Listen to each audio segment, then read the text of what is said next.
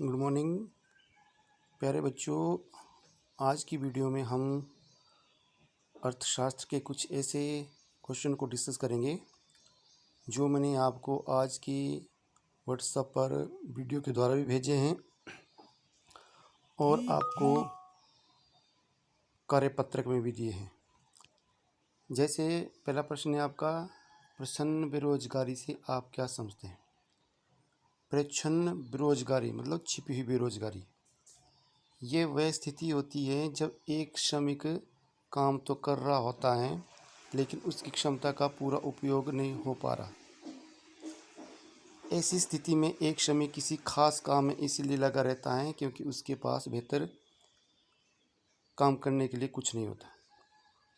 अतः छिपी बेरोजगारी वो बेरोजगारी होती है जहाँ कम लोग काम कर सकते हैं लेकिन ज़रूरत से ज़्यादा लोगों को वहाँ पर काम पर लगाया जा रहा है। क्यों लगाया जा रहा है? क्योंकि जो अतिरिक्त लोग हैं उनके पास कोई और कार्य करने के लिए नहीं है। जैसे मैं उदाहरण देता हूँ ग्रामीण क्षेत्र का। तो ग्रामीण क्षेत्र में लोग कृषि करते हैं। किसी खेत पर काम करने के लिए मान लो कि 2 लोगों की काफ़ी है, लेकिन उस खेत पर कई लोग काम कर रहे होते हैं, जैसे 4 या 5 लोग। ये जो 2 लोगों की हमको ज़रूरत है और हमने 5 लोग लगाए हुए हैं, इसमें जो 3 लोग अतिरिक्त लोग हैं वो छिपी बेरोजगारी है। वो क्यों लगाए हुए? क्योंकि उनके पास कोई दूसरा काम करने का साधन नहीं है, इसलिए उनको अतिरिक्त काम पर लगाया गया है। अगर मैं शहरों की बात करता हूँ तो आपने देखा हो कि एक ही दुकान पर कई भाई काम कर रहे होते हैं। एक दुकान पर 2 या 3 आदमी की ज़रूरत होती है, लेकिन आपने देखा होगा जैसे कपड़े की दुकान है वहाँ पर 5-5 लोग लगाए हुए हैं। यानी इसमें जो 2-3 लोग जो अतिरिक्त हैं वो इसलिए लगे हुए हैं क्योंकि उनके पास काम नहीं है, तो वो वहाँ पर काम कर रहे हैं और उनको एक न्यूनतम वेतन दिया जाता है। इसके बाद है मनरेगा। मनरेगा क्या है? मनरेगा को हिंदी में कहते हैं महात्मा गांधी राष्ट्रीय ग्रामीण रोजगार गारंटी अधिनियम। MNREGA। एम से होता है महात्मा, एन से होता है नेशनल, आर से होता है राष्ट्रीय, ई से होता है एम्प्लॉयमेंट, जी से होता है गारंटी और ए से होता है एक्ट। तो महात्मा गांधी राष्ट्रीय ग्रामीण रोजगार गारंटी एक अधिनियम है, ये मीन्स कानून है। इसे 7 सितंबर 2005 को विधान द्वारा अधिनियमित किया गया। मतलब उसको संविधान के द्वारा इसे एक अधिनियम बनाया गया, कानून बनाया गया, जिससे आप इसमें आपको मालूम होगा गांव में भी लोगों को दिया जाता है रोजगार। इसमें 100 दिन के रोजगार का प्रावधान है।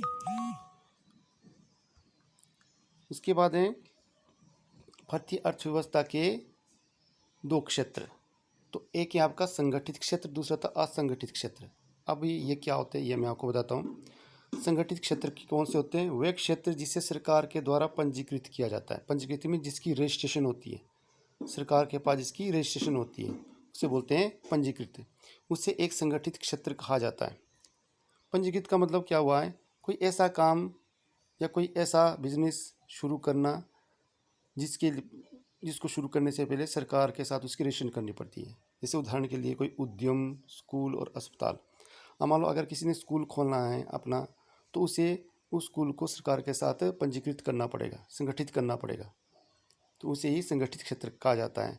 इसमें क्या होता है, जो इसमें रोज़गार करते हैं इसमें रोज़गार की निश्चित शर्तें होती है और नियमित रखी जाती है। तो इसमें मंथली सैलरी भी दी जाती है।